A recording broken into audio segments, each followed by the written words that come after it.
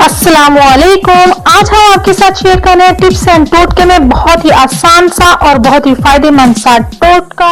चलें जी, आज के टोटके की तरफ चलते हैं। तो आज मैं आपके साथ शेयर कर रही हूँ बहुत ही फायदेमंद सा टोटका। कुछ लोग चाहते हैं कि हम हमेशा स्लिम और स्मार्ट रहें और हमारा वजन बिल्कुल भी ना बढ़े, तो उनके लिए मेरे पास ये टोटका है कि आप खाने में जो है वो सब्ज मिर्चों का इस्तेमाल बढ़ा दें। वो कैसे? वो इस तरह कि आप जब भी खाना खाएं तो कच्ची सब्ज मिर्च लाजमी उसके साथ सलाद के तौर पे खाएं। तो इससे क्या होगा? इससे ये होगा कि आपके जिस्म की चर्बी खत्म होना शुरू हो जाएगी और वजन तेजी से कम होगा और आप जो है वो स्लिम और स्मार्ट रहेंगे। आप ये टोटका लाजमी ट्राई कीजिएगा और फिर मुझे कमेंट करके लाजमी बताइएगा कि आपको ये टोटका कैसा लगा। इसके साथ ही मुझे ये नियाशा को दीजिए इजाजत। अपना बहुत सा ख्याल रखिएगा। अल्लाह हाफिज।